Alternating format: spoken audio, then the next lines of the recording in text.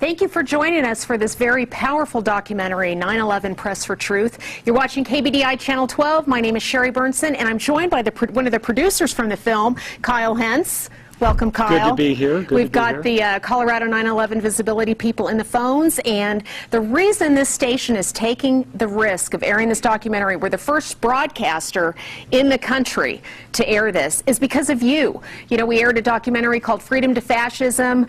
We offered 9/11 Press for Truth. The DVD is one of the thank yous, and we got so much response from the community telling us that they wanted to see content of this nature. So right now, it's your chance to call in with your comments. It's your chance to call in with your pledges of support, and we've got some great guests here, and we're going to be giving you a lot of information during these breaks. So Kyle, tell us about this amazing film. Well, this is a film that just had to be made. This is a story that had to be told because the American people deserve to know the truth about that fateful day. And to this day, we do not. The 9/11 Commission failed the families, and they failed this nation. And we felt that this was a compelling story.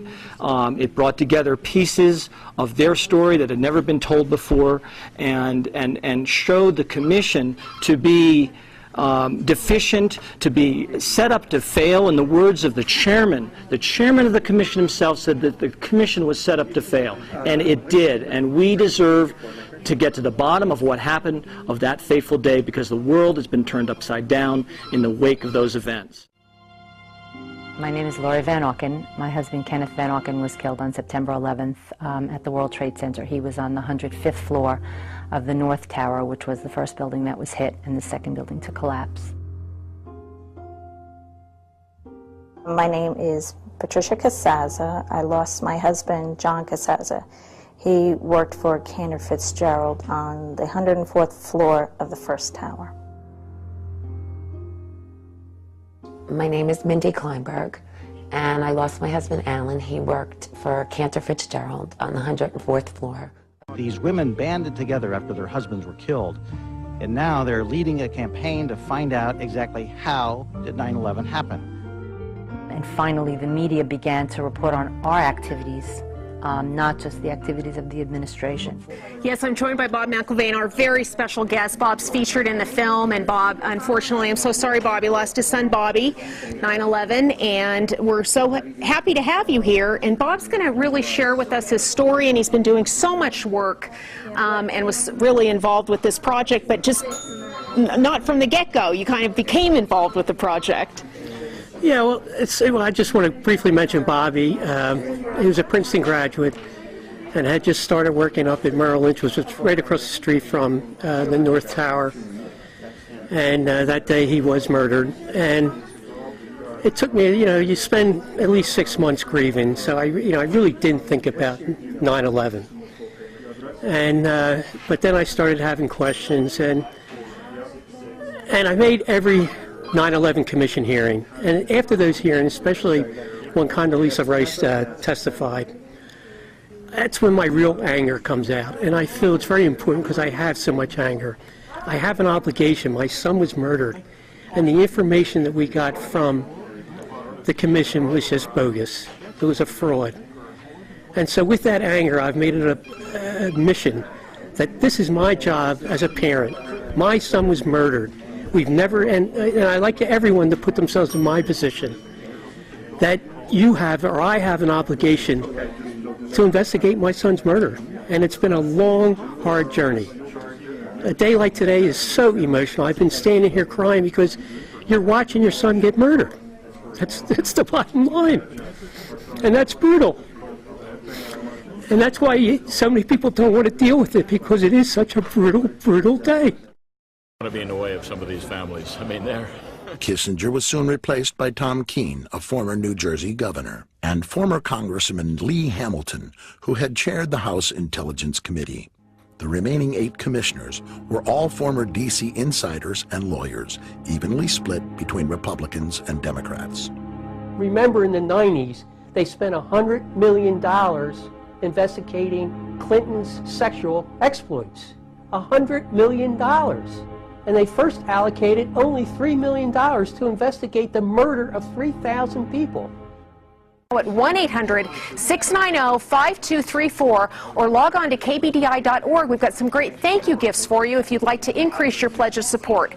At the $100 level for the year, you're going to receive both the director's cut with unseen footage in this broadcast, as well as what ended up on the cutting room floor and is even a longer DVD in their own words at the $100 level. At $150 for the year, you'll receive both of the DVDs plus the new Pearl Harbor Revisited. It's a softcover book. We'll be telling you a little bit more about that. And at $200 for the year, it's the 2 DVDs and a DVD that really looks at the physical evidence of 9/11, Blueprint 9/11, and a Fabled Enemies DVD from the director of Loose Change. These are thank you gifts for you that were actually suggested to us by our members and our viewers. So get on the phone right now. So much great information, and in fact right now we're offering you these great thank you gifts so you can do your own investigation. You know, do your own study. Take responsibility for getting out and finding out about the information that really matters to you. So we've got Ray, he's here, the director is here with us, and he's over with Rebecca Stevens. Let's go there. Thanks so much, Kyle and Sherry. This is Ray Novoselsky, who is the director of 9/11 Press for Truth. Ray, how has this project affected you? Ray is only 28 years old, but this has to have changed your life. Yeah, well, it's played to over 10 million viewers overseas on foreign TV. So we've gotten sort of recognition all around the world. Strangely enough, here in the U.S., you guys are the first broadcast outlet to touch it, so we do want to thank you for And we're honored to have you show up here and be able to be with us tonight. Now, you flew in from Los Angeles, if I can say that. Tell me a little bit, you're also working on a new project. Tell me about your new project as well. Well, we're trying to find the funding. We've been developing this for over a year, and we've been pitching various outlets. It's called Footnote 44, and it kind of picks up where this one left off in a way. On the morning that the 9/11 Commission report was released, the 9/11 family members that you see in the movie were brought in for a special sort of sneak preview of the book before public consumption. And on that day, they knew that after they left that, they were going to be asked by reporters immediately, what do you think of the book? What do you think? So they were feverishly flipping through it. And Kristen Breitweiser, one of the Jersey Girls, tells a story where she just happened to have flipped open the first page she found. She looks, 44th footnote to Chapter 6, and what they find is something they'd never seen before, which is that the CIA deliberately, in January of 2000, was aware that 2 9/11 hijackers, 2 al-Qaeda terrorists were coming to the country, and they hid that from the FBI. Amazing. So it's a search for that. Amazing. Bob? Yeah, I just wanted to mention or talk about Press for Truth. You just can't believe how many people, and I'm talking worldwide. I remember when we first made it, I forget what, it was a few years back. But my relatives, when I first mentioned something about 9/11, they all looked like at me I was nuts. And there's a lot of information that we've given you, and it's really too much to take in.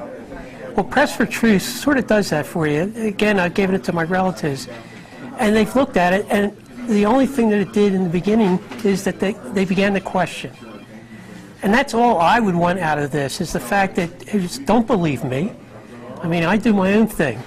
This is for me. This is my transformation. But Press for Truth will just give you, hopefully, those little things that you will say, geez, there is doubt about 9/11. And then maybe you will look into it. And the more people will look into it, the better this country will be, as far as I'm concerned. Well, thank you, and thanks to all of the great folks who have called in with their comments. If you have other comments, you can log on to kbdi.org, click on Community, click on Viewer Buzz. Everybody who works here at the station reads those comments that come in via the email. And, we're here for you. Thanks for acknowledging and noticing that we're really trying to do something different here at the KBDI studios. And what about the local groups? Yes, we've got to thank the Colorado 9/11 Visibility Group. Thank you so much, Kyle. Let's give them a hand. Fran Schur, Earl Stalin have been on with us during these breaks right now. This group has helped us bring these distinguished guests into the Colorado community. They're putting them up. They're shuffling them to the airport. It's really because of them that we've been able to bring this to you. So it looks like they're counting us out right now. Thank you so much, gentlemen. We couldn't have done it without you. We appreciate you so much. Thanks for your great work.